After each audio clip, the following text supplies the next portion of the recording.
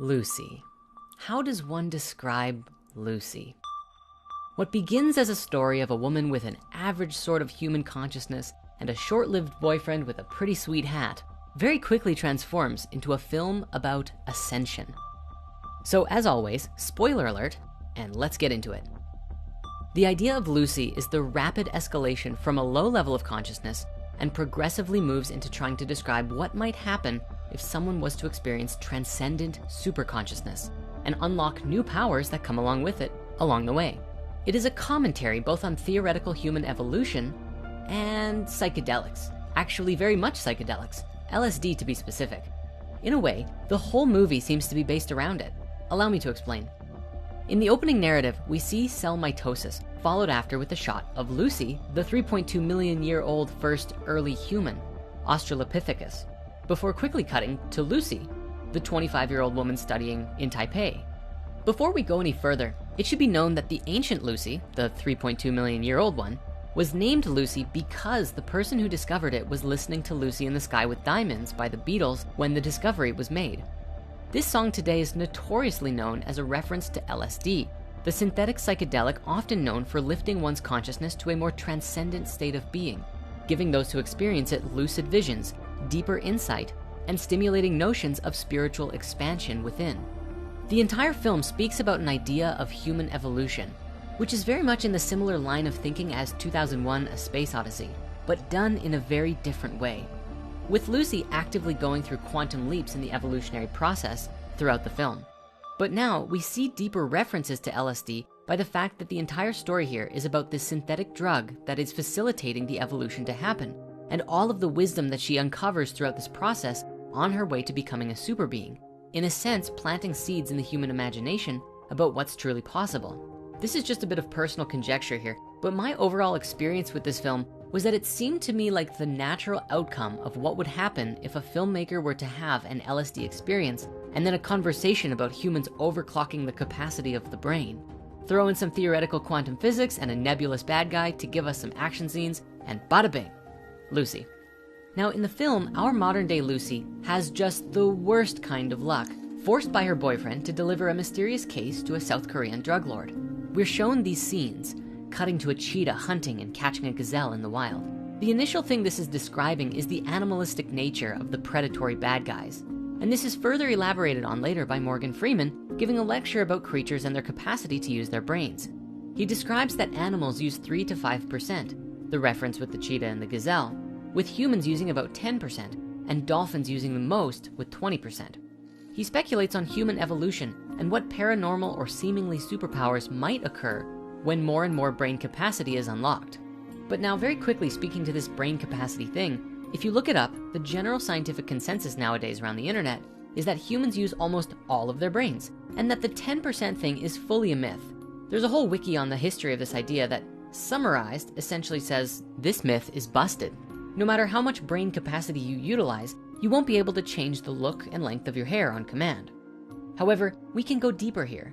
Google how much of our DNA is junk DNA will reveal that the answer is 90%, meaning that only 10% of our DNA is truly utilized or active. Now, I understand that brain capacity and DNA activation are two very different things, but we can see the relationship here that the idea of us only using 10% of our latent capacity is not so much about using portions of the brain, but depth within the brain and body through our DNA itself. And with more DNA activation, transforming us into greater, wiser, and more connected beings than ever before. So Lucy, having been newly adopted to the drug lord's extended family, has a bag of blue stuff surgically embedded in her belly and is sent off to smuggle it through an airport to some other place.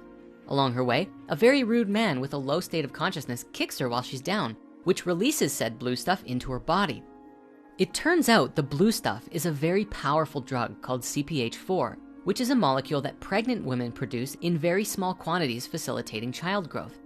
In this initial surge of CPH4 within Lucy, we see it trigger a wild experience, electrifying and energizing her body and temporarily negating gravity.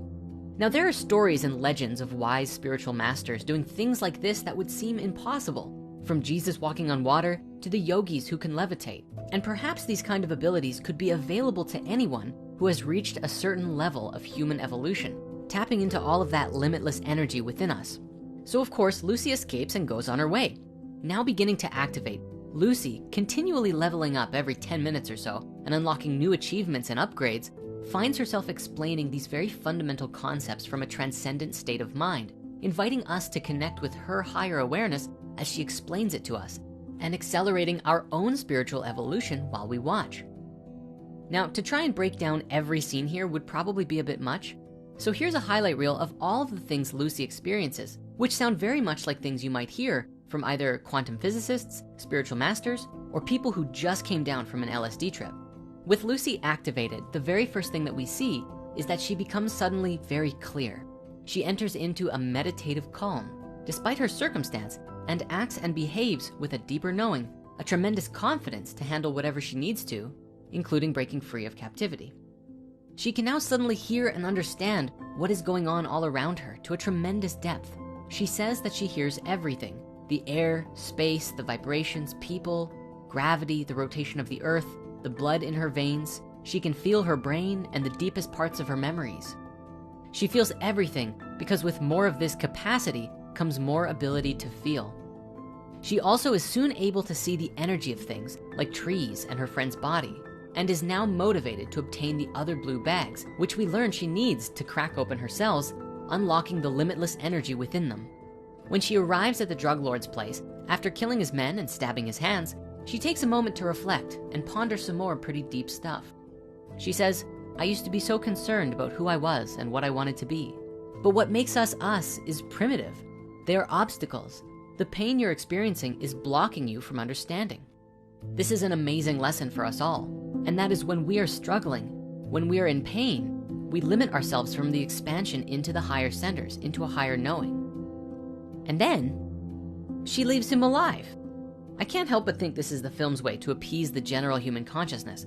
By leaving the villain alive, we can have some more action later on in the movie by having him come back and bring a bazooka to a university. Wait, what? Why? Anyway, soon after this, she levels up again and unlocks the ability to telepath into Morgan Freeman's TV and manipulate various frequencies like radios and to appear on his smartphone screen. She says that all of the things that make us human are fading away. She doesn't feel pain, fear, desire, or things that make her a person. As these all fade away though, the workings of the universe become available to her, deep intrinsic understandings of the fabric of reality. Here she is undergoing a rapid state of ego death. Her consciousness is colonizing her own brain, activating it, and leading her towards her transcendent death very quickly. She asks him for advice, and he reflects that the ability to pass on information of what one has learned is one of the highest purposes of all of life, and encourages her to do so.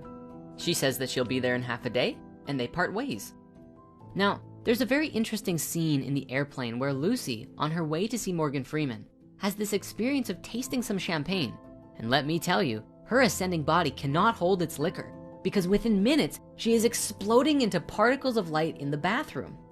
Now, we're never really offered a concrete explanation as to why this scene is there. And personally, I kind of think it's there just essentially to be a scene of Lucy in the sky with diamonds of light. Anyway, a bunch of action scenes later, we arrive at Morgan Freeman's place and she continues to blow minds with quantum theoretical physics and describes that time is the only unit of measure, for time legitimizes anything's existence. Without time, we don't exist because we become one with everything. Professor Freeman expresses his concern that humanity is not ready for this kind of knowledge. It could bring chaos. And Lucy responds with a solid truth bomb. Ignorance brings chaos, not knowledge. From here, Lucy ramps up to 100% and hits maximum limit break overdrive. She takes all of the CPH4 and her body transforms into, like, venom? Actually, it might be a bit more like a Matrix reference.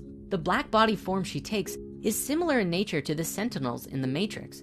And what's more, very soon she blasts away all of reality for herself and the doctors, and they enter into the Matrix loading zone.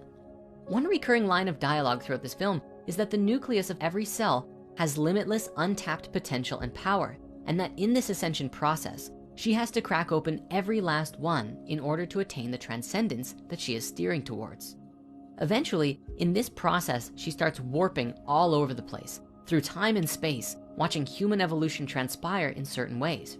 It's interesting that as she's blasting through New York, Nobody even takes notice of her, even as she goes backwards in time, until she goes back far enough and sees some Native Americans, who all look at her, very puzzled. This might be a subtle commentary about how humans today are notoriously distracted and do not pay attention to what's going on nearly as much as they could. Lucy then meets the first Lucy, and when they touch, future Lucy goes back to the beginning of time and blinks out of existence. The film ends with her texting her police buddy that she is everywhere, essentially transitioned into an omnipresent consciousness that exists beyond time and space, and telling the audience, life was given to us 1 billion years ago, and now you know what to do with it. The key to this movie, I feel, is to watch it while playing with ideas in your mind of what human evolution could truly look like. Could it be possible to transcend time and space and step into alternate realities with heightened abilities, just as some ancient spiritualities discuss that we can? For most people, this movie is just a movie. But who knows? Maybe anything really is possible. Lucy is telling us that we now know what to do with the life that was given to us. Strive to evolve to the highest potential of our existence. I mean, that seems like a pretty noble thing to strive for, which is why we recently launched the 7-Day Transformation, a special week-long intensive to support you in completely evolving and transforming your life. Click the link here or in the author comments and I'll take you there right now. Thank you again so much for watching, and have yourself a beautiful day.